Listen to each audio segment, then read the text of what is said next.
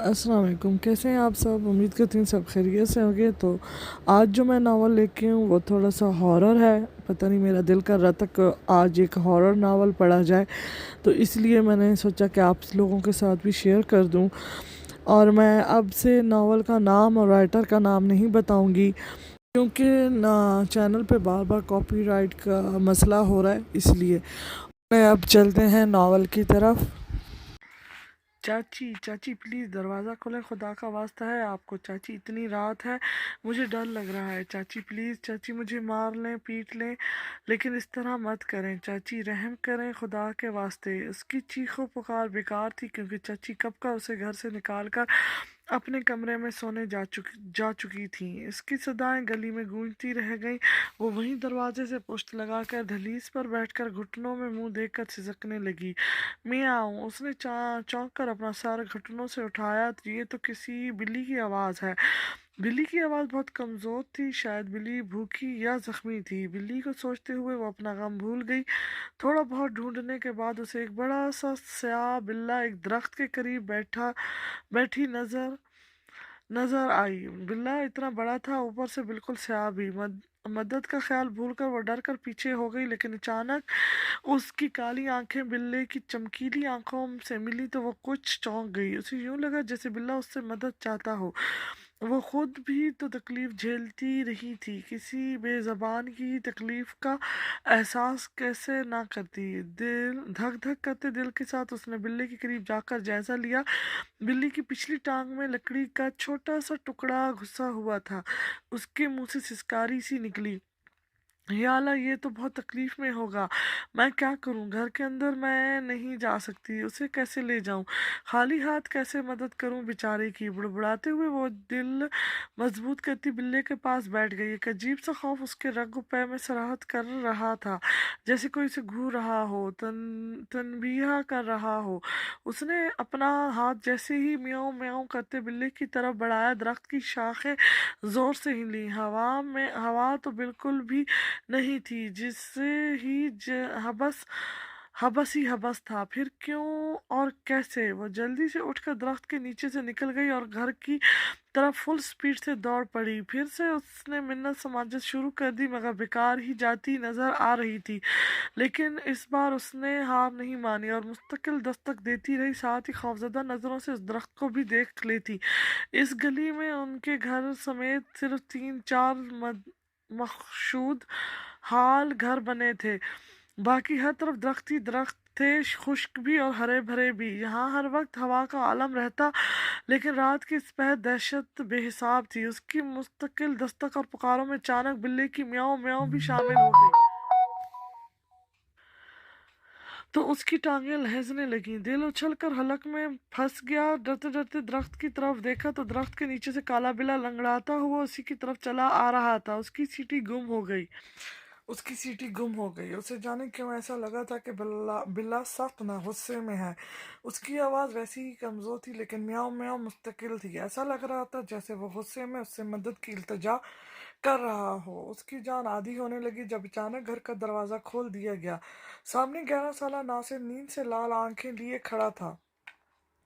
वो कुछ भी कहे बगैर बिजली की तेजी से घर के अंदर दाखिल हुई और दरवाजे की कुंडी लगा दी। नासिर की हैरत से देखने पर कुछ नहीं का तासर देकर उसे साथ साथ लिए सहन में जल्दी से अबूर करके कमरे में घुस गई। आप ही क्या हुआ? नासिर सचमुच परेशान हो गया। कुछ नहीं, चाची ने इजाजत दी दरवाजा खोलने की। जी, अम्मी ने ही इजाजत दी, वरना मैं कहाँ खुद खोल सकता था। इस बार आपने वही बड़ी मिस्टेक की होगी, तभी अम्मी ने सजा भी बड़ी दी। नासिर के अचानक कहने पर वह अफसुदगी से हंस पड़ी। मुझे आज तक अंदाजा नहीं हुआ कि चाची मुझसे कब किस बात पर खफा होती हैं। सारा दिन की रूटीन जहन में दौड़ाई है, लेकिन अभी तक गलती क्या हुई है समझ नहीं आई।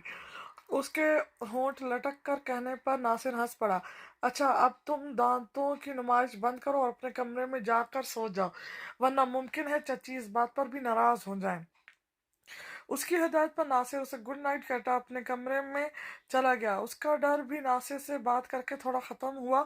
लाइट ऑफ करके सोने की हिम्मत اس سے آج نہیں ہو سکی، سو ایسی ہی بستر پر لیٹ گئی۔ جب پھر سے میاؤں میاؤں کی آواز اس کے ساتھ چٹکانے لگی، اس کا دل بیٹھنے لگا۔ یہ آواز اس کے کمرے کی کھڑکی سے آ رہی تھی۔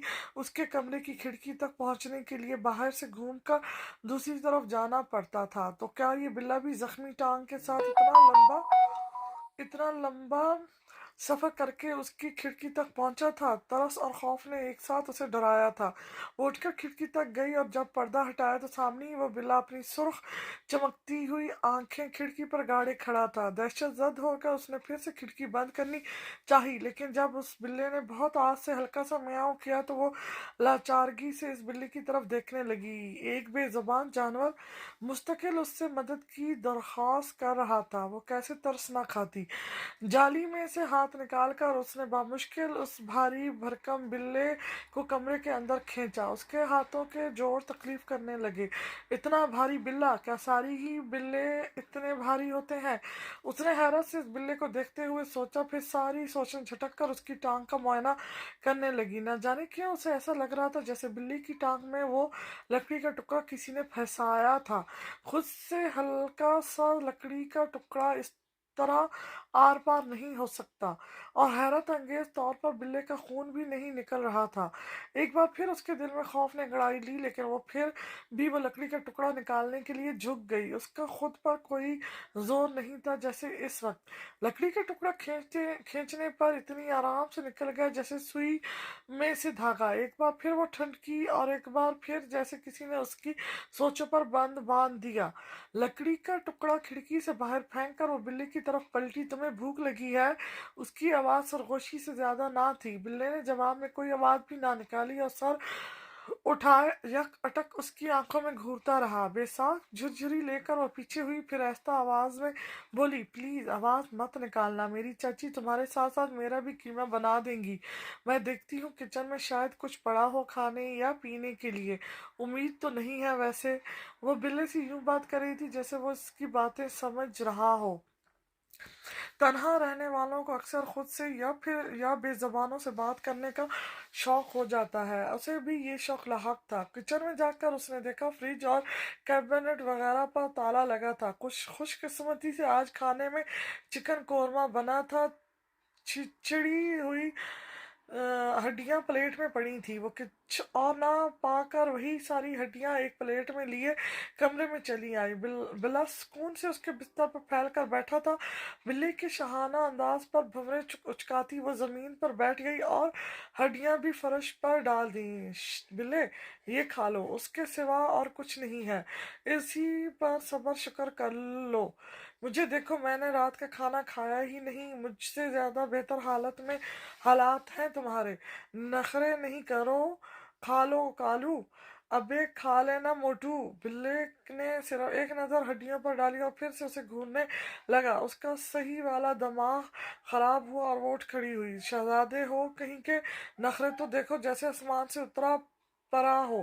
اترو میرے پلنگ سے، کھانا ہے تو یہ کھاؤ، نہیں تو جاؤ، مجھے سونے دو۔ اسے جانے ایسا کیوں لگا جیسے بلا مسکرایا ہو۔ سر جھٹک کر اس نے خود بلے کو نیچے اتارنا چاہا، لیکن بلا پہلی سے 2 گنا بھاری ہو رہا تھا۔ وہ اپنی کمر پر ہاتھ اٹکا کر خوف اور حیرت سے اسے دیکھنے لگی۔ اسے یقین سا ہو گیا یہ کوئی عام بلا نہیں بلکہ کوئی بلا ہے۔ وہ کمرے سے باہر بھاگنے کے لیے مڑی ہی تھی جب بلا ایک ہی چھلانگ میں اس کی گردن پر حملہ آور ہوا۔ بلے کے بوجھ سے وہ پوری قد سے دھڑام کی زوردار آواز کے ساتھ زمین بوس ہو گئی۔ گرتے ہوئے سر ٹیبل کے کونے سے ٹکرایا، جس کی وجہ سے خون ابل ابل نکلنے لگا، اور کچھ ہی دیر بعد اس نے ہوش گنوا دیے۔ جو آخری مناظر اس کی آنکھوں نے دیکھا تھا وہ یہ تھا کہ بلا اپنی نوکیلی زبان سے اس کی پیشانی سے خون چاٹ رہا تھا۔ جب اس کی آنکھ کھلی تب پورے کمرے میں دن کا اجالا پھیلا ہوا تھا، جبکہ وہ وہیں زمین پر پڑی تھی۔ تھوڑی دیر تک وہ غیب دماغی سی اپنا سر دباتی رہی، پھر دھیرے دھیرے اس کے ذہن میں کل رات والا سارا مناظر چلنے لگا۔ وہ جھٹکے سے اٹھ بیٹھی، اس کی دہشت سے پھٹی آنکھیں پورے کمرے میں چکراتی پھر رہی تھیں۔ سر کی چوٹ تکلیف دے رہی تھی جبکہ پورا جسم خون ضائع ہونے کی وجہ سے بے جان ہو رہا تھا۔ اس کی نظر گھڑی پر پڑی جہاں گھڑی 8 بجا رہی تھی، یقیناً صبح کے 8، لیکن اس کا دل بیٹھنے لگا۔ چچی جتنی بھی ظالم سہی لیکن نمازی 5 وقت کی تھی۔ فجر کی وقت ہی ان کا شور شروع ہو جاتا کیونکہ وہ اپنے بچوں پر بھی نماز کے لیے سختی کرتی تھی۔ ان کی تیز آواز کا فائدہ اسے بھی ہوتا اور وہ بھی فجر کے لیے اٹھ جاتی، لیکن آج ایک تو رات کا دہشت ناک واقعہ، اس پر صبح کی یہ بوجھل خاموشی۔ وہ تیزی سے دھڑکتے دل پر ہاتھ رکھے جب ادھر ادھر نظریں دوڑاتی چچی کے کمرے میں پہنچی تو وہاں کا مناظر اسے ساخت کر گیا۔ تیز رفتاری سے دھڑکتا دل رک سا گیا، آنکھیں بڑی اور پتلیاں چھوٹی ہو گئیں، دل پر پڑا ہاتھ پہلو میں جا گرا۔ کچھ دیر تک وہ خالی دماغ سے کمرے میں بکھرا خون اور چچی ناصر، نازش اور نوید کے خون سے لت پت سفید بے جان وجودوں کو دیکھتی رہی۔ پھر اس کی چیخیں بلند ہوئیں اور پھر بلند تر ہونے لگی۔ وہ ایک ایک کے مردے وجود کے پاس جا کر اسے جھنجھوڑتی، اسے پکارتی، پھر کوئی جواب نہ پا کر اچھل کر پیچھے ہو جاتی، پھر دوسری لاش کے قریب جاتی اور یہی عمل دہراتی۔ بہت دیر تک وہ دیوانگی کی حالت میں یہی عمل کرتی رہی۔ پھر اسے جب یقین آنے لگا اس مناظر کی سچائی پر تو وہ دوڑ کر کمرے سے نکلی اور صحن میں جا کر گہری گہری سانسیں لیتے ہوئے برما چلانے لگی، خود کو گیلا کرتی اور پھر برما چلاتی، پانی آنے پر پھر پانی میں بھیگنے لگتی۔ اس کی چیخیں اور آنسو مسلسل جاری تھے۔ وہ کبھی خود کو کوستی تو کبھی اس بلے کو بد دعائیں دیتی۔ اس کی تو ساری دنیا اجڑ گئی تھی۔ ماں باپ کے مرنے کے بعد چچا نے اسے سنبھالا تھا، پھر چچا کے دنیا چھوڑ جانے کے بعد بھی چچی اسے بچپن سے جیسے تیسے صحیح پال پوس رہی تھی۔ کیا یہ کم احسان تھا؟ آج کے دور میں وہ ان کی ساری سختیاں بھلائے اپنا سینہ پیٹ رہی تھی۔ اچانک وہ اٹھی اور دروازہ کھول کر باہر بھاگی۔ اس طرح سنسان راستے پر صبح کے وقت بھیگی بھیگی دوپٹے سے بے نیاز بھاگتی ہوئی وہ کہیں سے بھی نارمل نہیں لگ رہی تھی۔ وہ دوڑتی ہوئی فیروزہ خالہ کے گھر کے باہر رکی جن سے چچی کے اچھے تعلقات تھے۔ دھڑ دھڑ دروازہ بجائے ہوئے وہ جیسے توڑ دینے کے در پر تھی۔ اندر سے فیروزہ خالہ کی غصے کرنے کی آواز آ رہی تھی، لیکن وہ ایک پل کو نہیں رکی اور جنونیت کیفیت میں دروازہ بچاتی رہی۔ کمرے کا مناظر اس کی نظروں سے ہٹ نہیں رہا تھا۔ دروازہ فیروزہ خالہ کے بیٹے نے کھولا۔ وہ انہیں دیکھ کر ایک پل ساخت ہوئی، جبکہ فیروز بھائی اس کے حلیے پر نظریں دوڑاتے ہوئے ہکا دھکا کھڑے رہ گئے۔ وہ انہیں نظر انداز کر کے ان کے پیچھے کھڑی فیروزہ خالہ کے سینے سے لگی اور شدت سے رونے لگی۔ فیروزہ خالہ کے گھر کے سب فرد صحن میں آ گئے اور حیرت سے اسے دیکھنے لگے۔ فیروزہ خالہ نے اسے الگ کرنے کی کوشش کی، لیکن وہ تو ان کے سینے سے گویا چمٹ گئی تھی۔ اے کچھ بتا تو صحیح لڑکی، دل بیٹھا رہا ہے میرا، گھر میں سب ٹھیک ہے؟ فیروزہ خالہ نے اس کی پشت ہلاتے ہوئے کوئی 20ویں دفعہ پوچھا، جبکہ فیروز بھائی اور ان کے والد اس کے گھر کی طرف نکل پڑے تھے کہ خدا جانے کیا قیامت ٹوٹی تھی صبح ہی صبح اس پر۔ اور وہ فیروزہ سے الگ ہو کر کچھ بتانے کی کوشش کرنے لگی، لیکن اچانک اس کی آنکھوں کے آگے اندھیرا چھا گیا اور وہ سب کو حواس باختہ چھوڑتی پھر حواس چھوڑ بیٹھی۔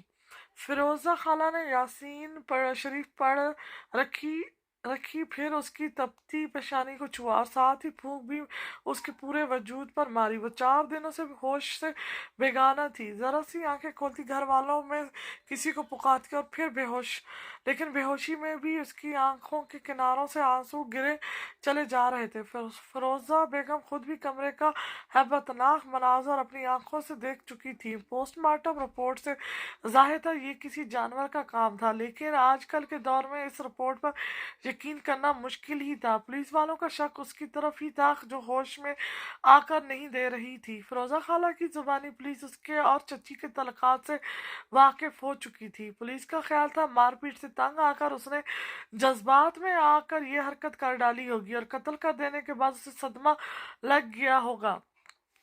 جو سچ ہے میں آپ کو بتا چکی ہوں۔ آپ مجھے تھپڑ نہ ماریں بلکہ گولی ماریں، میں تب بھی یہی بولوں گی کیونکہ یہی سچ ہے، لیکن اپنی وردی کے غرور میں آپ کو کسی پر جھوٹا الزام لگانا ہے تو لگا لیں مجھ پر، لیکن کوشش کیجیے گا پھانسی سے کم پھر سزا نہ ہو۔ لیڈی کانسٹیبل کے 5ویں تھپڑ پر سن گال کے ساتھ اس نے اٹک اٹک کر کہا۔ اس دوران کتنے ہی آنسو اس کی آنکھوں سے گرے تھے، کسی نے توجہ نہیں دی تھی۔ اے چل زیادہ ڈالک मत मार। लेडी कांस्टेबल का हाथ एक बार फिर हवा में बुलंद हुआ था, लेकिन एक बुलंद गरजदार आवाज पर लेडी कांस्टेबल का हाथ हवा में ही मुतलक रह गया। उसने भी चौंक कर सामने देखा।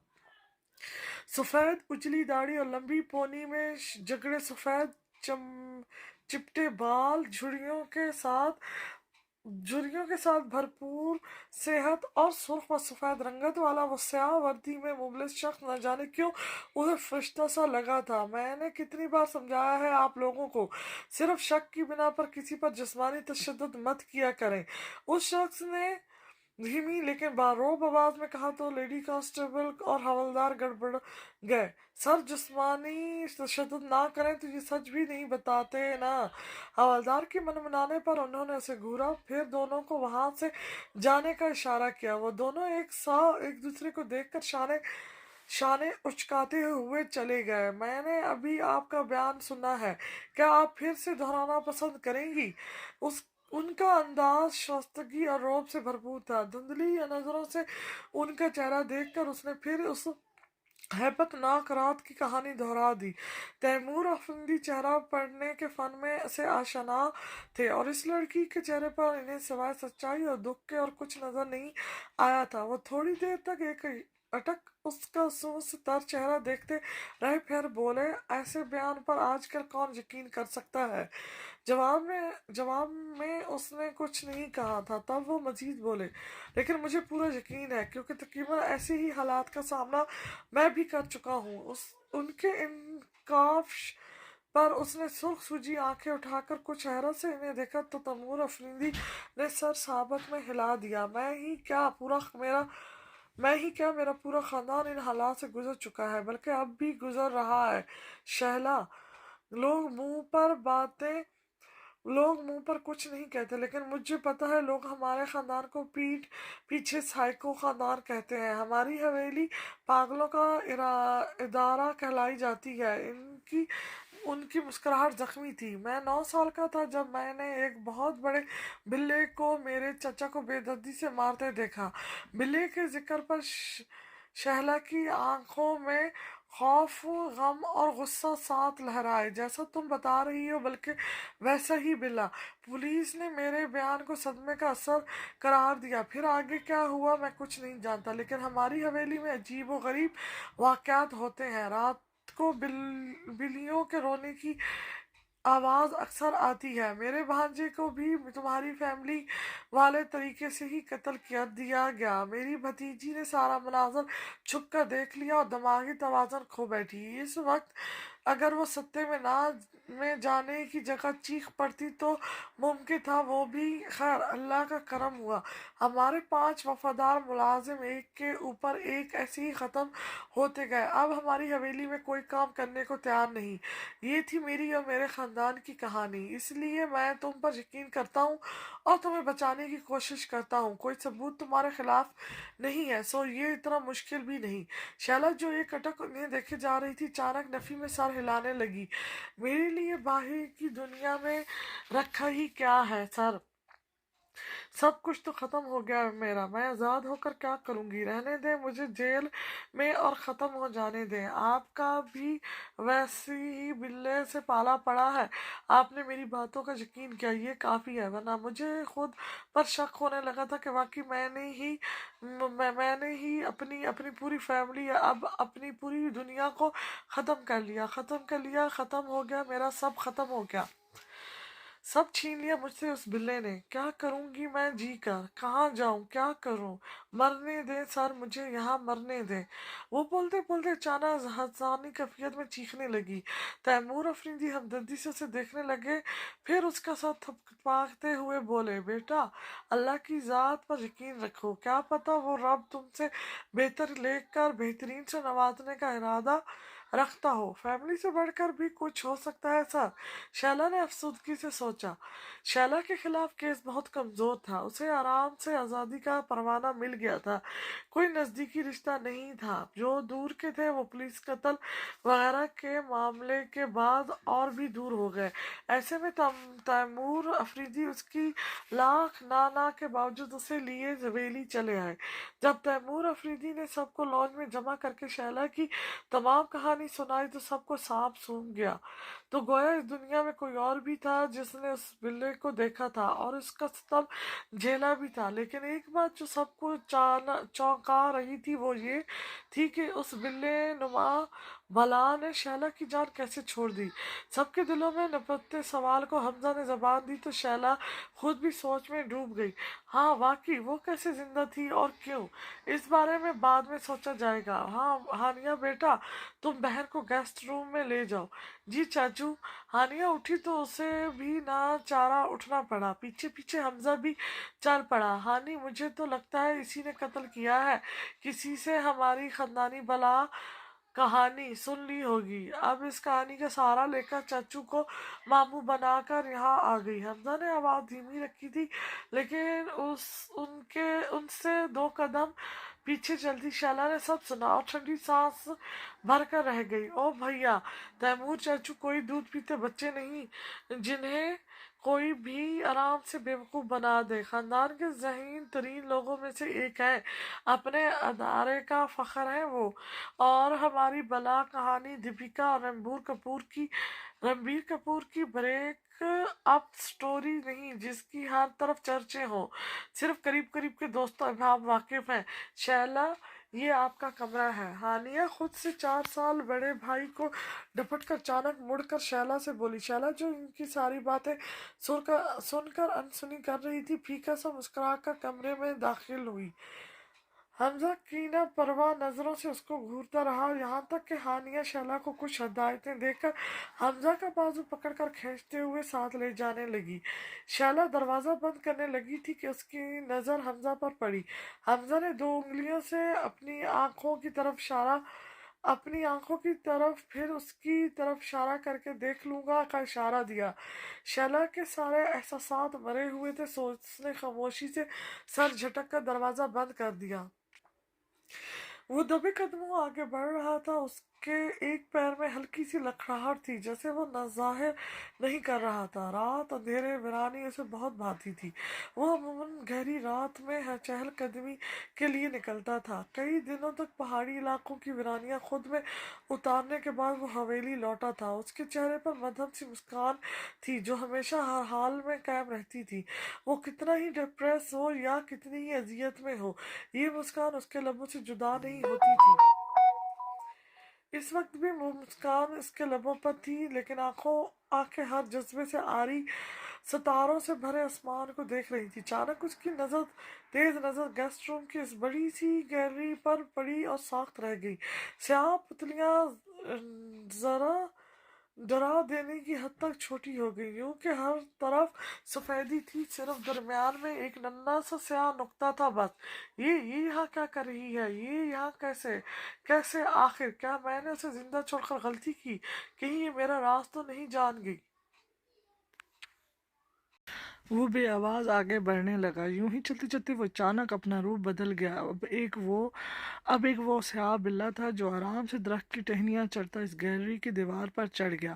اس کی سرخ آنکھوں میں موجود سیاہ دائروں کا سائز بہت چھوٹا تھا اور یہ اس کی ناگواری، غصہ اور سنجیدگی کا سائن تھا۔ شیلا کوئی تصویر سینے سے لگائے اس کے خوفناک وجود سے بالکل بے خبر اپنی سسکیاں روکنے کی کوشش میں ہلکان تھی۔ اس تصویر میں سب ہی تھے، چاچی، اس کے 3 کزن اور وہ خود۔ یہ کسی جاننے والے کی شادی میں لی گئی ان سب کی پہلی اور آخری تصویر تھی۔ اس نے کبھی نہیں سوچا تھا کہ وہ اس تصویر کو سینے سے لگا کر اس طرح ماتم کرے گی۔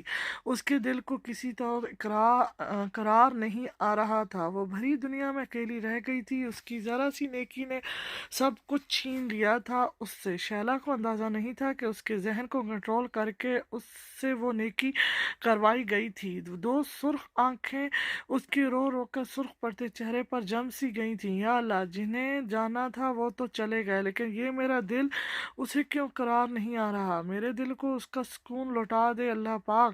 احساس گناہ میری جان نہیں چھوڑتا، میری وجہ سے میرے اپنوں نے تکلیف اٹھائی ہے، سزا دے دیں یا سکون لوٹا دیں مجھے۔ میرے اللہ میری مدد فرمائیں، مجھے کوئی راستہ دکھائیں۔ قسمت مجھے وہاں لے آئی جہاں کا کبھی وہم و گمان بھی نہیں تھا۔ اس انجانے سفر میں میری رہنمائی فرمائے، مجھ میں مزید غم اور سہنے کی ہمت نہیں ہے، میری زندگی میں آسانیاں اور سکون پیدا کر دیں یا اللہ۔ وہ روتے روتے زمین پر گھٹنے ٹیک کر گر گئی، سر گیلری کی جالی سے ٹکرا کر وہ سسکتی رہی، خدا کو پکارتی رہی، جبکہ وہ بلا جیسے خاموشی سے آیا تھا ویسے ہی چلا گیا۔ اگر شیلا اس وقت اس بلے کو وہاں دیکھ لیتی تو خوف سے یقیناً مر جاتی یا اس بلے کو ہی مار دیتی، ایسی ہی ذہنی اذیت میں تھی وہ۔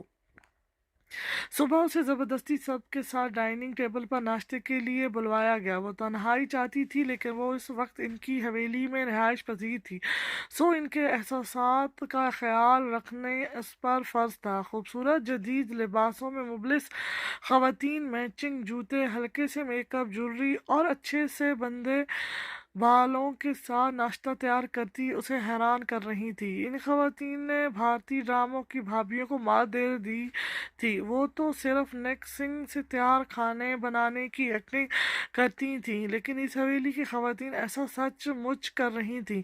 شیلا حیرت سے انہیں دیکھے جا رہی تھی جب اچانک اسے تیمور افریدی کی بات یاد آئی کہ ان کے ہاں ملازم کام کرنے کو تیار نہیں ہوتے۔ اس کی حیرت کچھ کم ہوئی اور وہ بھی ناشتے میں مگن ہو گئی۔ اس کے ایک طرف ہانیہ بیٹھی تھی کالج یونیفارم میں، جبکہ دوسری طرف تیمور افریدی کی بیٹی امتل بیٹھی تھی۔ اچانک اسے غیر معمولی پن کا احساس ہوا تو اس نے سر اٹھا کر دیکھا۔ سب کی نظریں ڈائننگ ہال کے دروازے پر جمی تھی، جہاں گرے ٹرنک سوٹ میں وہ نہ جانے کون تھا جو سب کے سب اسے یوں گھور رہے تھے، ایمانداری سے کہا جائے تو نفرت سے گھور رہے تھے۔ شمون میری جان! تیمور افریدی اچانک اپنی جگہ سے اٹھے اور باہیں پھیلا کر اس کی طرف بڑھے، جس کے لبوں پر ہمیشہ قائم رہنے والی مسکان کچھ گہری ہو گئی تھی۔ وہ بھی بے جھجک ان کے گلے لگ گیا۔ آ گیا یہ گند کا پوٹلا! تیمور افریدی کی 3 بھابھیوں میں سے نہ جانے کس بھابھی نے یہ بآواز بلند کہا تھا۔ پھر ساری خواتین تیمور افریدی کے پلٹ کر گھورنے پر آگے پیچھے کچن میں گھس گئیں۔ شیلا بلا وجہ کھسکا گئی۔ تیمور افریدی نے پھر شمعون کا چہرہ دیکھا، جہاں اب بھی وہ مسکراہٹ اور بے رونق آنکھوں میں کوئی بات نہیں واضح تھا۔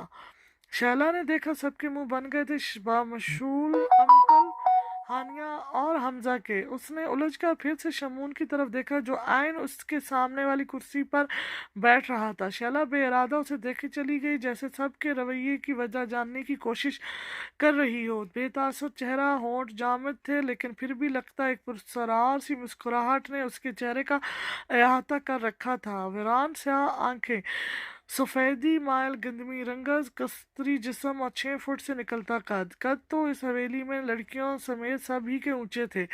5 فٹ 4 انچ کی شیلا خود کو نٹی محسوس کر رہی تھی۔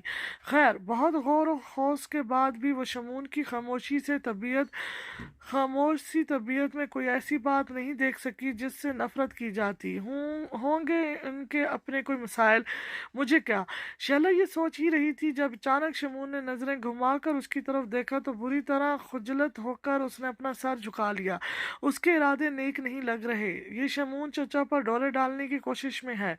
حمزہ پھر ہانیہ کے کان میں بولا۔ وہ ہانیہ کے برابر میں اور ہانیہ شیلا کے برابر میں بیٹھی تھی، سو شیلا نے بھی حمزہ کے نادر خیالات سن لیے اور لب بھیج کر رہ گئی۔ اسے ہلکے کردار کا سمجھا جا رہا تھا۔ اس خیال کے آتے ہی اس کی آنکھیں نم ہو گئی۔ مجبوری کتنا ذلیل کرواتی ہے، میں اپنے گھر چلی جاؤں گی، شیلا نے دل میں ارادہ باندھا، جبکہ شمون، جس کی تیز سماعتوں تک حمزہ کی دھیمی آواز میں کہی گئی بات بآسانی پہنچ گئی تھی، عجیب سے انداز میں پل بھر کو مسکرایا۔ ہمارے جو دادا تھے وہ بلا کے رنگین مزاج تھے، بقول میری دادی کے۔ ہانیہ کے گھورنے پر امتل سٹپٹا کر بولی، جب میرے پاپا جو دادا کے سب سے چھوٹے بیٹے تھے اور اس وقت 18 سال کے تھے، تب دادا نے حویلی کی ایک خادمہ کے ساتھ ہم سمجھ گئی نا۔ امتل نے گلا کھنگار کا معاملے کی نوعیت سمجھائی، جسے سمجھ کر شیلا نے سٹپٹا کر سر ثابت میں ہلا دیا۔ گڈ گرل، بس شمون چاچو کے پیدا ہونے کے بعد وہ خادمہ انہیں یہاں چھوڑ کر نہ جانے کہاں چلی گئیں۔ شمون چاچو دادا کی کسی دوسری بیوی سے ہوتے تو وہ پھر بھی ٹھیک تھا، لیکن شمون چاچو تو بس ان کی اسی حقیقت کی وجہ سے سب ان سے نفرت کرتے ہیں۔ دادی نے دادا سے طلاق کا مطالبہ کر دیا تھا، اس سب کے بعد سو دادا نے جذبات میں آ کر خودکشی کر ڈالی۔ یہ بھی ایک بڑی وجہ ہے شمون چاچو سے نفرت کی۔ میرے پاپا کے سوا گھر میں کوئی انہیں پسند نہیں کرتا۔ نیو جنریشن پر اپنے بڑوں کی سکھائی سمجھائی باتوں کا اثر ہے، شاید اسی لیے ہم میں سے بھی کوئی انہیں قبول نہیں کر سکا۔ شیلا امتل کی بے پرواہی پر اسے دیکھتی رہ گئی۔ اس نے تو یوں ہی جھجک کر سرسری انداز میں سب کے صبح کے رویے کے بارے میں پوچھ لیا تھا۔ جواب میں امتل نے اس کے آگے بڑے سکون سے ساری خاندانی ہسٹری کھول کر رکھ دی، گویا اسے کوئی فکر نہیں تھی کہ کوئی انجان مہمان شمون کے بارے میں کیا سوچے گا۔ شیلا کو امتل سمیت حویلی کے سب ہی مکین کھٹور دل لگے اور اسے شمون سے ہمدردی ہوئی، ساتھ ہی تیمور افریدی کے لیے دل میں احترام اور بڑھ گیا۔ لیکن میرا خیال ہے شمون چچا کا کہیں بھی کوئی قصور نہیں، ان سے یہ نفرت ناجائز ہے۔ کم سے کم تم لوگ اپنی ہی دھن میں، آہستہ سے کہتے ہوئے شیلا نے چونک کر اپنے خالی پہلو دیکھا۔ ہانیہ اور امتل فون پکڑائے کافی فاصلے پر کھڑی نہ جانے کس سے باتوں میں لگی تھی، اسے احساس ہی نہیں ہوا کہ وہ دونوں کب اس کے پاس سے گئی تھیں۔ سر جھٹک کر شیلا اپنے کمرے میں جانے کے لیے لان کی بینچ سے اٹھی اور جیسے ہی مڑی شمون کے فولادی وجود سے ٹکرا گئی۔ اس لمس سے اسے کچھ یاد آیا تھا، لیکن کیا وہ سمجھ نہیں پائی۔ ایک چپتی سی مزرانہ نظر شمون پر ڈال کر وہ آگے بڑھ گئی، جبکہ شمون یا ایک اٹک اس کی گھٹنوں سے تھوڑی اوپر الجھی سلجھی سی لہرتی چوٹی کو دیکھتا رہ گیا۔ تیمور افریدی کے بعد یہ پہلی بار تھا کہ کسی نے اس کے حق میں کچھ کہا تھا۔ اس کا ہاتھ بے اختیاری میں اپنے دل پر پڑا تھا، کچھ عجیب سا ہوا تھا اندر، جو اس وقت وہ سمجھنے سے قاصر تھا۔ یہ اس کا حویلی میں چوتھا دن تھا۔ وہ 400 بار اپنے گھر واپس جانے کی بات کر چکی تھی اور تیمور افریدی سے ڈانٹ کھا چکی تھی، اور ڈانٹ کھلانے کے بعد وہ اسے آئس کریم یا چاکلیٹ بھی زبردستی کھلاتے، گویا حویلی میں اس کا دل لگانے کی کوشش کرتے۔ شیلا حیران ہوتی، کوئی شخص اجنبیوں پر اتنا مہربان کیسے ہو سکتا ہے، لیکن جو بھی تھا وہ در حقیقت یہاں سے جانا چاہتی تھی، کیونکہ آتے جاتے حمزہ کی طنز اور کاٹدار نظریں اسے تکلیف دے رہی تھیں۔ پتہ نہیں حمزہ اسے اتنا ناپسند کیوں کرتا تھا۔ وہ بہرحال بہت ہرٹ ہو چکی تھی اور لازمی اپنے گھر جانا چاہتی تھی۔ سنو! حمزہ کی پکار پر وہ کمرے میں جاتے جاتے رک گئی اور ناچارہ اس کی طرف مڑی۔ تم یہاں کب تک رہو گی آخر؟ جاتی کیوں نہیں؟ ارادے کیا ہیں تمہارے؟ مہمان 3 دن تک ہی برداشت کیا جا سکتا ہے، میں انشاءاللہ یہاں سے جلد چلی جاؤں گی۔ مجھے بھی کوئی شوق نہیں ہے اس بڑی سی حویلی کے ایک چھوٹے سے دل و دماغ والے فرد سے ہر آدھے گھنٹے بعد بے عزت ہونے کا۔ آپ کی مزید اطلاع کے لیے عرض ہے کہ میں بھی ایک عام سی انسان ہوں جسے رویے ہرٹ کرتے ہیں، اور میں مزید ہرٹ نہیں ہونا چاہتی۔ چلی جاؤں گی میں، سخت لہجے میں کہہ کر شیلا نے دروازہ حمزہ کے منہ پر پوری قوت سے بند کیا تھا۔ حمزہ ساخت و سمت وہیں کھڑا رہ گیا۔ شیلا کے تیزی سے براستے آنسو اور آنکھوں سے جھلکتی تکلیف اور गले ने हमजा को सख्त नादम कर दिया था। वो गुमसुम सा सीढ़ियों की तरफ बढ़ा तो वहाँ सीढ़ियों की दूसरी स्टेप पर शमून सर झुकाए बैठा था। हमजा उसे नज़रअंदाज करके साइड से सीढ़ियाँ उतरने लगा। जब शमून की सर्द आवाज़ पर रुकना पड़ा, तुम आखिर क्यों चाहते हो वो यहाँ से चली जाए, और आप आखिर क्यों नहीं चाहते कि वो यहाँ से जाए? शमून की ही अंदाज में मुंह बनाकर पूछते हुए हमजा ने एक भ्रू उचकाई। शमून खामोश नज़रों से उसे देखते हुए उससे पहले ही सीढ़ियाँ उतरता चला गया, जबकि पीछे हमजा की आंखों में अब उलझन थी। शमून कमरे में दाखिल हुआ तो सामने ही बेड पर एक स्याह बिल्ली को मौजूद पाया। शमून के दरवाज़ा बंद करते के साथ ही वह बिल्ली एक बूढ़ी औरत के रूप में बदल गई। शमून के लफ्ज़ बे आवाज़ हिले, माँ। शमून, मैं भूख प्यास से मर जाऊंगी, आखिर तुम मुझे कोई शिकार क्यों नहीं करने दे रहे? मैं अपने तरीके से कुछ शिकार कल तक ला दूंगा, आप खुद कुछ नहीं करेंगी, हरगिज भी नहीं करेंगी। शमून की आंखें सुर्ख हो गई थी, जिन्हें अपनी माँ की आंखों में गाड़ कर वो चबा चबा कर बोला। सामने खड़ी बूढ़ी मलजे हुलिये वाली औरत डर कर दो कदम पीछे हुई। वो बूढ़ी हो चुकी थी, इसकी ताकतें शमून की पावर के आगे कुछ नहीं थी। शमून की बात मानने के सिवा उसके पास कोई चारा नहीं था, लेकिन सबसे बड़ी हकीकत ये थी कि वो उसकी माँ थी, उससे सवाल कर सकती थी। लेकिन क्यों? उसके मशकूक अंदाज पर शमून ने एक सख्त तनबिया करती नज़र उस पर डाली और वाशरूम में घुस गया। पीछे उसकी माँ हंकार भरकर अपने असली रूम में लौटती खिड़की के जरिए लॉन में कूद गई। जाते जाते उसने मोबाइल पर मसरूफ हानिया के करीब होकर घबराना ज़रूरी समझा। हानिया दहशत से उसे देखकर चीख मारती हवेली के अंदर दौड़ पड़ी, और वो हवेली लौटा तो एक खालीपन सा उसे हर तरफ महसूस हुआ। सभी लोग मौजूद थे, अपने अपने रोज़मर्रा के कामों में मगन, मगर कुछ था जो नहीं था। लब भेज कर हर तरफ देख लेने के बाद वो मुठ्ठियाँ भेजते नाखून तराशती अमतल के सर पर पहुंचा और गहरी सांस भरकर खुद पर जब्त करते हुए सरसरी अंदाज में शैला के बारे में पूछा। अमतल सदा की बेपरवाह थी, कुछ उल्टा सीधा सोचे समझे बगैर शैला के अपने घर लौट जाने की इतला दी। शमून ने जबरे सख्ती से भेजकर उसकी वापसी के बारे में पूछा। मेरा नहीं ख्याल वो अब वापस आएगी। अमतल के जवाब पर शमून की स्याह पुतलियों का साइज ज़रा कम हुआ। कैसे नहीं आएगी, आना तो उसे पड़ेगा, खुद अपने कदमों से चलकर यहाँ आएगी। वो अपनी गाड़ी की तरफ कदम बढ़ाते हुए वो घबराया। काफ़ी देर बाद उसकी गाड़ी एक मखदूश हाल बड़ी सी इमारत के आगे रुक गई। जब वो अंदर दाखिल हुआ तो हर तरफ सन्नाटा था। फिर एक म्याऊं की आवाज़ के साथ एक बिल्ली कहीं से निकल कर आई। फिर देखते ही देखते वहाँ 30-35 बिल्लियाँ जमा हो गईं। सब बिल्लियाँ सर उठाए जैसे शमून के कुछ कहने की मुंतज़िर थीं। आज रात कम से कम 3 फर्द हवेली के तुम लोगों के हवाले। उसकी बात ख़त्म होती साथ ही बिल्लियों की कराने की आवाज़ें बुलंद हुई थीं।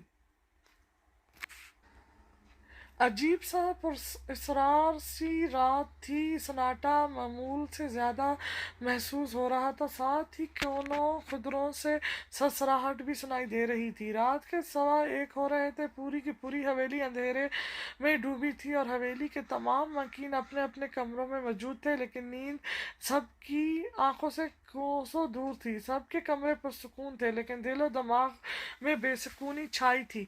करवट पर करवट लेते हुए अचानक कोई चौंक कर उठता और आसपास नजर दौड़ाता। किसी की मौजूदगी का एहसास हर किसी को हो रहा था और मुस्तकिल हो रहा था। यूं ही सरसराहट महसूस करती जवेरिया बेगम भी अचानक उठ बैठी तो तैमूर अफरीदी, जो आंखों पर बाजू रखे उस रात के गैर मामूलीपन को पूरी गहराई से महसूस कर रहे थे, खुद भी उठ बैठे। सब खैरियत है जवेरिया? उन्होंने अपनी शरीक हयात के पसीने से तर चेहरे को तशवीश से देखा। पता नहीं क्यों तैमूर, लेकिन मेरा दिल शाम से बहुत घबरा रहा है और इस वक्त तो सांस बंद हो रही है। जवेरिया बेगम के रोहन से होकर कहने पर तैमूर अफरीदी ने पुरसोच अंदाज में नजरें कमरे के चारों तरफ दौड़ाई थी। जब कान के पर्दे ही नहीं बल्कि दिल भी चीर देने वाली चीख की आवाज़ पर वो दोनों उछल पड़े थे। अगले ही पल तैमूर अफरीदी और जवेरिया बेगम भी हानिया के कमरे की तरफ दौड़े थे, क्योंकि चीख की आवाज़ वहीं से आ रही थी। हानिया के कमरे के बाहर हमजा और हवेली के कुछ मकीन पहले ही पहुंच चुके थे। चीख चीख की आवाज़ें मुसलसल आ रही थी। हमजा दरवाज़ा तोड़ देने की दर पर था, जबकि तैमूर साहब जोश की जगह होश से काम लेते हुए बिजली की तेज़ी से राहदारी अबूर करके हानिया के कमरे की गैलरी पर पहुंचे। ग्लास डोर अंदर से बंद था। उन्होंने गैलरी में रखा एक भारी गमला उठाकर गिलास डोर पर मारा तो वह क्षण से टूट गया। कमरे की लाइट बंद थी। जो तैमूर अफरीदी कुछ देख नहीं सकते थे, लेकिन एक घबराहट ने इनके बढ़ते कदम रोक दिए थे। अगले ही पल 5 बड़ी बड़ी स्याह बिल्लियां उनके ऊपर से जुस्त लगाकर गैलरी में कूद गईं और देखते ही देखते दरख्तों की टहनियां चढ़ती नजरों से ओझल हो गईं। स्याह बिल्लियों को देखकर तैमूर अफरीदी के दिल की धड़कनें तेज हो गईं। जब तक उन्होंने आगे बढ़कर लाइट ऑन की, हमजा वगैरह भी गैलरी के जरिए कमरे में दाखिल हो गए। अंदर का मनाजर देखकर जवेरिया बेगम और हमना बेगम, हमजा की वालदा की चीखें बुलंद हो गईं, जबकि हमजा के वालिद और बड़े ताया समेत हमजा और तैमूर साहब भी छत्ते में चले गए थे। हानिया की आंखें उबली पड़ी थीं और चेहरा बिल्कुल बेरौनक था और ताज़ा आंसुओं से तर था। पूरे बेड की चादर खून से लथपथ थी और हानिया का वजूद जगह जगह से भन भनभोड़ दिया गया था। जगह जगह से गोश्त गायब था, जबकि गर्दन शायद पूरी ही गायब हो चुकी थी। सबके दिल जैसे धड़कना भूल गए थे, लेकिन यही आखिरी सदमा नहीं था। अचानक हवेली के मुख्तलिफ कमरों से शोर बुलंद हुए थे, साथ ही बिल्लियों की रोती गराती आवाज़ें भी। शैला अपने घर लौट चुकी थी, लेकिन उसकी सभी चेहरे पर कोई रौनक नहीं थी। इस घर से उसे वहशत हो रही थी, लेकिन यहाँ रहना उसकी मजबूरी थी। वो सारी ज़िंदगी दूसरों के एहसान तले रहकर नहीं गुजार सकती थी। उसका इरादा था फिरोज़ा खाला को आज रात अपने साथ रोकने को कहे लेगी, लेकिन उसने कहा नहीं। जब कल भी तना रहना है तो आज क्यों नहीं? अगर वो बिला यहाँ आ जाता है और उसे मार देता है तो इसमें बुरा क्या है? जब एक दिन मरना ही है तो जल्दी क्यों नहीं? जिंदगी में यूं भी अब रखा ही क्या है? जिस कमरे में चची वगैरह की दहशतनाक लाशें पड़ी थी, उस कमरे में जाने की उसमें हिम्मत नहीं हुई थी। अपने कमरे की सफाई सुथराई करके वो शाम से सहन में पलंग बिछाए उस पर साख्त साथ बैठी थी। लाइट घंटे भर से बंद थी और मजीद 2 घंटे बंद रहने वाली थी। स्याह आसमान पर 14वीं का चांद पूरी आबोताब से जगमगा रहा था। गर्मियों की रातों में पलंग पर चुत लेट कर सितारे भरे आसमान पर चमकते चांद को देखना उसका महबूब मशगला था, और ऐसे में नासिर उसके बाजू के तकिए पर सर रखे उससे उल्टे सीधे सवाल पूछा करता था, जिसके वो एक से एक फजूल जवाब दिया करती थी। चची उनकी बातों से अक्सर नींद से उठकर इन पर चिल्लाया करती थी, कभी कभी जूती भी उठाकर उसकी तरफ उछाल दिया करती थी। नाजिश और नवीद जो सोते बने होते थे तभी तभी हंसा करते थे, फिर चाची की तोपों का रुख उनकी तरफ हो जाता था। खुशकिन सोचों के ज़ेरे असर शैला के लब तो मुस्कुरा रहे थे, लेकिन आंखों से आंसुओं की झड़ियाँ जारी थीं। एक सिसकी भरकर उसने अपनी खाली खाली नजरें उस कमरे की सलाखों वाली खिड़की पर जमा दी। अचानक ही उसकी आंखें खौफ से फट गई। वो उछलकर पलंग से उतरी और पलकें झपकाए बगैर सांस रोक के खिड़की से झांकती इन छोटी छोटी लाल चमकीली आंखों को देखने लगी। लम्हे नहीं लगा उसे इन आंखों को पहचानने में। मौत का तस्वर करने में और मौत को सामने देखने में फ़र्क होता है। इस वक्त खौफ से उसका वजूद जामिद हो गया था। उसका सत्ता अभी टूटा नहीं था जब एक और हैरत अंगेज मनाजर उसकी स्याह भीगी आंखों ने देखा। कमरे में हल्की हल्की चांदनी थी, जिसकी वजह से हौले नजर आ सकते थे। शैला ने उस बिल्ले के हौले को बड़ा होता और एक ऊंचे लंबे वजूद में ढलता देखा था। अब शैला को बेहोश हो जाना चाहिए था, लेकिन शायद वो मजबूत साहब की थी, या इतना सब हो जाने के बाद हो गई थी। हवेली वापस जाओ, मध्यम आवाज घराहट से मुशाबत थी। शैला को अपनी समातों पर शक हुआ। हवेली वापस लौट जाओ अभी इसी वक्त। इस बार दिल दहलाती धार सुनाई दी थी। शैला का सत्ता अचानक टूटा और वो चीखों पर चीखें मारते हुए घर का दरवाजा खोलकर बाहर भागी। पीछे वो हौला फिर बिल्ले का रूप धारता दीवारें फलांगने लगा। वो जानता था शैला कहाँ जाने वाली थी। उसे शैला से पहले वहां पहुंचना था, जो उसके लिए बिल्कुल मुश्किल नहीं था। शैला जैसे ही फिरोजा खाला के दरवाजे पर पहुंची, घराहट की आवाज़ फिर उछल कर पीछे हुई। दखली दरवाजे की दीवार पर चढ़ा वो अपनी चिंगारियां निकालती आंखों से उसे घूर रहा था। अचानक उसने जमीन पर छलांग लगाई तो शैला मुतवशिश थी दूसरे पड़ोसियों के घर की तरफ दौड़ी। वो वहां भी उससे पहले जा पहुंचा। अब एक अजीब मनाजर देखने में आ रहा था कि इतराफ में दख्तों से भरी चांदनी में नहाई नसा गली में एक लड़की खौफ से निढाल कभी एक तरफ भागती तो कभी दूसरी तरफ, और एक बड़ा सा बिल्ला उसकी हर मंजिल पर पहले ही पहुंचा हुआ होता। शैला के जहन में अचानक हमजा की आवाज गूंजी, इस बिल्ले ने उसे जिंदा क्यों छोड़ा? अब शैला ने अपने खौफ पर कुछ कंट्रोल करके गौर किया तो अंदाजा हुआ वो बिल्ला उसके गली से निकलने वाले रास्ते के अलावा हर राह में आ रहा था। गोया वो नहीं चाहता था शैला उस इलाके में मजीद रहे। ना उस बिल्ले ने उसे नुकसान पहुंचाने की कोई कोशिश की थी, सिर्फ घर्रा कर या मियाऊं की आवाज के साथ उसे किसी की मदद लेने की कोशिश से बाज रख रहा था।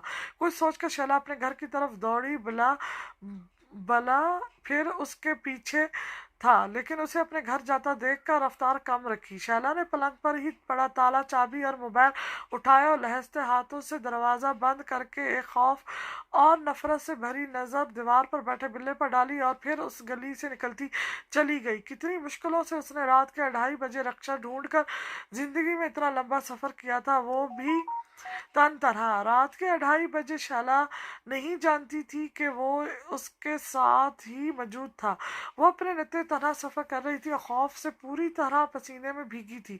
रक्शे वाले की हैरत भरी खोजती अजीब नजरें शैला ने महसूस की तो अपनी बेबसी पर और रोना आया। रात के इस पैर हवेली को रोशनियों से मुनव्वर पाकर शैला को हैरत हुई। अचानक रक्शे वाले ने किराया मांगकर उसे सोचों से बाहर निकाला। शैला के पास उसे देने के लिए कुछ नहीं था। अचानक उसे अपने सोने की अकलौती अंगूठी का ख्याल आया जो उसकी माँ की थी। पत्थर दिल के साथ वो अंगूठी उसे दी और आगे बढ़ गई। पीछे अंगूठी का जायजा लेते रक्शे वाले ने हिसाब किताब करना चाहा, लेकिन शैला को गायब दिमागी से आगे बढ़ते देखकर उसकी आंखें लालच से चमकने लगी। अंगूठी जेब में डालकर वो जल्दी से रक्षा भगाता ले गया। ऐसा करते हुए वो नहीं जानता था वो अपनी मौत को दावा दे रहा था। रक्शे की सीट के नीचे से झांकती सुर्ख आंखों ने घूर कर उसकी आंखों का लालच देखा था। हवेली में तो उस वक्त तक सब सो जाते हैं, फिर आज सारी हवेली की लाइट्स क्यों जली है? या अल्लाह सब खैरियत रखेगा। हवेली के गेट के बाहर खड़ी शैला उलझन और खौफ से बड़ी नजरों से जगमगाती हवेली को देख रही थी। अंदर जाने का फैसला उसे मुश्किल लग रहा था। अगर इतनी रात ना होती तो शायद अंदर जाना इतना मुश्किल ना होता, लेकिन रात के इस पैर उसकी वापसी न जाने सब क्या सोचे। इन्हीं सोचों में घड़ी वो गेट के बाहर खड़ी थी जब अचानक गेट का छोटा दरवाजा वाक हुआ। शैला डर कर 3 कदम पीछे हुई। बाहर आने वाले जब्त से सुर्ख आंखें लिए तैमूर अफरीदी थे। दोनों एक दूसरे को देखकर बुरी तरह ठटक गए। शैला, तुम यहाँ इस वक्त? तैमूर अंकल, सब खैरियत है ना? दोनों ने एक साथ सवाल पूछे। इससे पहले कि इनमें से कोई जवाब देता, दूर से आवाजें आती, पुलिस की गाड़ियां और एम्बुलेंस इस तरफ आने लगी और आकर गेट के पास ही रुक गई। मुतवशिश नजरों से शैला ये सब कुछ देखती रह गई थी।